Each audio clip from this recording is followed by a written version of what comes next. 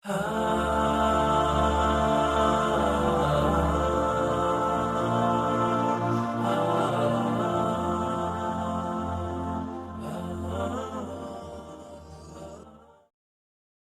ismim Jonatan va men talabaman.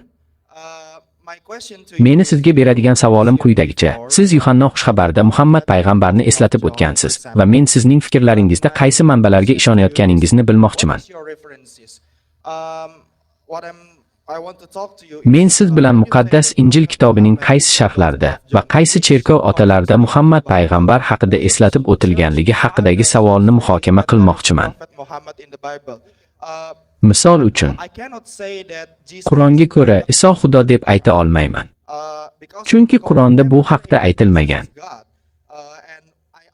Hamda uni chuqurroq tushunish uchun Qur'onni suralarni, tafsirlarni va hadislarni o'rganishim kerak. Men Qur'onni o'rganishim uchun dinimni mukammal deb ayta olmayman. Shunday ekan, mening savolim shuki, muqaddas Injil kitobining qaysi oyatida Muhammad haqida aytilgan va u qayerda tilga olinadi? Endi men sizga zamonaviy cherkov otalarining vakili sifatida chaqiruv tashlayman va men buni siz isbotlab berishingizni xohlayman. Birodarimiz Muhammad payg'ambar Bibliyada tilga olinganmi deb so'radi. U Bibliyaning qaysi kitobini nazarda tutayotganimni bilmoqchi edi. Bizga cherkov muhim emas, biz haqiqiy Injilga amal qilishimiz kerak. Agar cherkov xato qilsa, siz muqaddas Injil kitobi xato qilgan deb ayta olmaysiz. Men cherkovdan yaxshiroq bilaman. Shunday qilib, men sizga cherkovni aytganini tavsiya qilmayman. Agar siz Qur'ondan biron bir oyatni keltirsangiz, men tarjimani o'qiyman. Agar kimdir sharh bersa, unga amal qilishim kerak. Agar u mos kelsa, men uni qabul qilaman. Shuning uchun iltimos, cherkovga ishonmang. Cherkov juda ko'p xatolarga yo'l qo'ydi. Ha, siz qaysi Injildan foydalanayotganimni bilmoqchimisiz? Men Qirol James versiyasidan foydalanaman. Qirol James versiyasining protestantlar uchun tarjima qilingan Injildan. Bu 5-qirol Yakov tomonidan tasdiqlangan, to'g'rimi?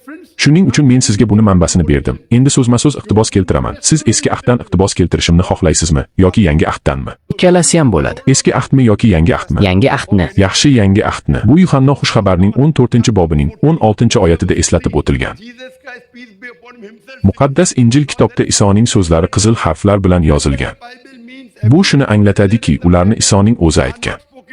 Muqaddas Injil kitobida yozilgan narsalarning faqat kichik bir qismi, taxminan 1 yoki 2% Xudoning so'zlaridir.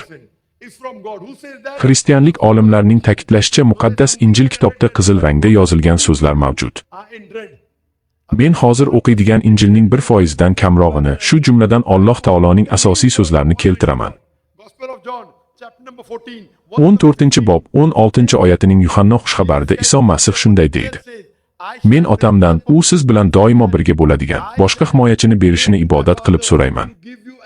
Keyingisi Yuhanna xushxabarning 15-bob 26-oyatida shunday deyilgan: Otam yuborgan himoyachi kelganida, u meni ulug'laydi.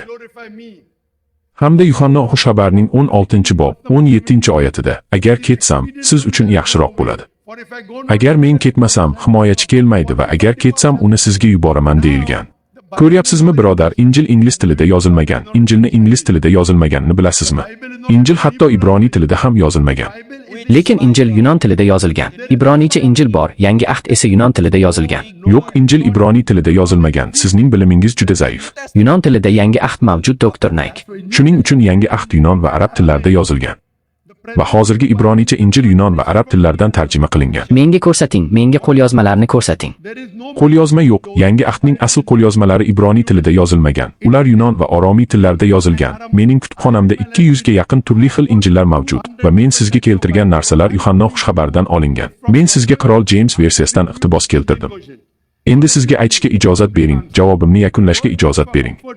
Aramiy tilida himoyachi degan so'z paraklitos deb aytiladi. Ammo asl qo'lyozmalarda ham paraklitos himoyachi deb tarjima qilingan. Aytingchi, ushbu qo'lyozmalar qanday nomlanadi? Men sizga Qirol James versiyasi haqida gapiryapman.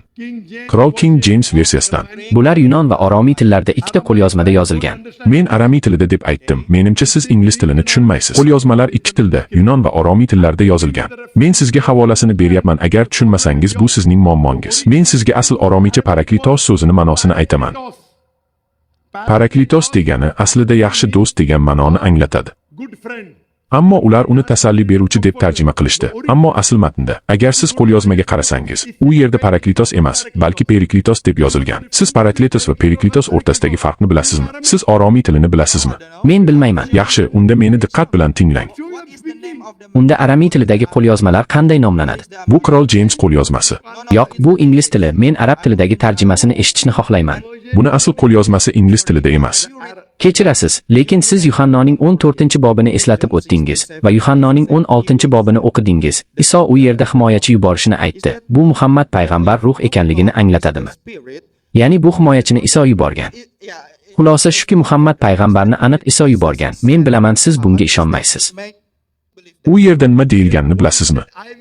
U yerda Iso Masih, men otamdan himoyachi yuborishni so'rayman deyilgan. Ammo Iso u yerda shunday degan. Menga quloq soling, men bilan bahslashmang. Siz meni to'liq eshitmaysiz, lekin savol berasiz. Bu faqat vaqt masalasi. Agar siz ingliz tilini tushunmasangiz, boshqa odamlarga imkoniyat bering. Yaxshi. Avval meni diqqat bilan eshiting, keyin savollar bering. Men sizga oromiy tilidagi asl matnni keltiryapman va siz qaysi oromiy tili haqida gapirayotganimni so'rayapsiz. Agar siz oromiyni bilmasangiz, bu mening muammom emas. Buni Google'dan qidirishingiz mumkin. Smartfoningizdan foydalaning va Paraklitos nimani anglatishini ko'ring. Kutib turing, men bilan bahslashmang. Men Iso alayhissalom otamdan himoyachini yuborishni so'rayman degan dedim. Siz esa himoyachini Iso yuborgan deysiz. Siz ingliz tilini tushunmaysizmi? Yuhanno xushxabarning 14-bob 16-oyatida shunday deyilgan. Men otadan siz bilan doimo birga bo'ladigan himoyachini yuborishni so'rayman. Buni kim yuboradi? Otam degan, Iso emas. Yuhanno xushxabarning 16-bob 7-oyatida Iso alayhissalom shunday deydi. Agar men ketsam, siz uchun yaxshiroq bo'ladi. Chunki men ketmasam, himoyachi kelmaydi. U Muhammad payg'ambarni nazarda tutadi. Iso men ketganim ma'qul deb hisoblaydi. Chunki agar u ketmasa, payg'ambar kelmaydi va xuddi shu oyatda aytilganidek, u uni ulug'laydi. Bu juda aniq. Agar siz ingliz tilini tushunmasangiz, bu mening muammom emas. Men asl nusxaga qaytaman. Oromiy tilidagi Paraklitos so'zini ingliz tiliga tarjima qilinsa, maqtovga loyiq degan ma'noni anglatadi va agar arab tilida tarjima qilinsa, maqtovga loyiq degan so'z bu Muhammadga o'xshaydi. Shuning uchun Muhammad yangi ahdda Periklitos deb nomlangan. Shuning uchun Muhammad yangi ahdda Periklitos deb nomlangan. U eski ahdda ham tilga olingan. Shuningdek, eski ahdning Sulaymon qo'shig'ining 5-bobining 16-oyatida shunday deyilgan. Semit tillarda Muhammadga hurmat belgisi sifatida iyim qo'shiladi. Shuning uchun Muhammad so'ziga ular Muhammadim bo'lish uchun iyim qo'shdilar va uni uning eng shirin so'z va u juda chiroyli, u mening sevimligim deb tarjima qiladilar. Bu xushxabarning havolasi edi. Bundan tashqari, Yuhanno xushxabarning 16-bobining 12dan 14gacha bo'lgan oyatlarda shunday deyilgan. Iso ulardan g'azablanib dedi: "Men sizga hali ko'p narsalarni aytishim kerak, lekin endi siz buni tushuna olmaysiz." Haqiqat ruhi kelganda, u sizni har qanday haqiqatga yo'naltiradi. U o'zidan gapirmaydi, lekin u eshitganini aytadi va kelajakni sizga xabar beradi, hamda u meni ulug'laydi deyilgan. Bu muqaddas ruh bo'lishi mumkin emas, bu ruh bo'lishi mumkin emas. Xristianlar aytganidek, bu noto'g'ri. Chunki birodar gapirayotgan odamni gapini bo'lmang. Bizdagi savol-javob sessiyasini o'z qoidalari bor. Menimcha siz ingliz tilini tushunmaysiz. Savol berganingizda javobni eshitishingiz kerak. Iltimos, javob kelguncha jim turing. Sizga savol berish imkoniyati beriladi. Agar siz ingliz tilini tushunmasangiz, ingliz tilida gapira olmasangiz, bu mening emas, sizning muammongiz. Shunday emasmi? Agar ingliz tilini tushunmasangiz, buni tarjimasini o'qishingiz mumkin. Siz nima uchun aralashasiz? Nima uchun? Siz ingliz tilini tushunmaysizmi? Men tugatmaguncha aralashmasligingiz kerak. Men sizni eshityapman. Buni aytayotganimning sababi, siz Iso Muhammad sollallohu alayhi va sallamni yuborgan deb adashyapsiz. U bu so'zlarni qayerda aytdi? U men otamdan yuborishni so'rayman degan. Lekin siz bu payg'ambar Muhammadga tegishli deb aytasiz. To'g'ri. Iso Masih men otamdan Muhammad payg'ambarni yuborishni so'rayman deb aytadi. Yaxshi. Yuhanno xushxabarning 14-bobining 16-oyatida, Yuhanno xushxabarning 14-bobining 16-oyatida nima deyilganini bilasizmi? Agar bilmasangiz, Injilni ochib o'qining. Sizda mobil telefon bormi? Albatta bor. Unda yaxshi, Yuhanno xushxabarning matnini ochib ko'ring. Agar siz uni yoddan bilmasangiz, shunchaki telefoningizdan o'qing. Lekin buni uchun Yuhanno xushxabarning 14-bobining 16-oyatida nima deyilganini aytingchi. unda himoyachi haqida aytilgan. Men yana qaytaraman. Lekin siz muqaddas Injilni tushunishingiz uchun. Bu kitobda yana Yuhanno xushxabarning 14-bobiga takroriy sharh berilgan. Doktor Zokir, siz yana buni qaytarasiz. Jim bo'ling, og'zingizni yoping. Yaxshi. 14-bobning 16-oyatida nima deyilganini bilasizmi? Siz buni takrorlay olasizmi yo'qmi? Ha. Unda takrorlang. Unda ayting. Menga qo'l telefonimdan foydalanishga ruxsat bering. Yo'q, men sizga muqaddas Injil kitobini ochishga imkoniyat berdim. Endi vaqtingiz tugadi. Siz men kabi yoddan bilmaysiz. Shuning uchun muammo shundaki, siz muqaddas Injil kitobini yaxshi o'rganmay bahslashgani keldingiz. Shuncha odamning vaqtini behuda sarflamang. Siz o'zingizni hammani oldida o'jar ahmoq qilib ko'rsatyapsiz. Sizning savolingiz tugadi. Endi biz tugatamiz. Siz savol berdingiz. Men sizga javob berdim. Agar siz yana savol bermoqchi bo'lsangiz, navbatning oxirida turing.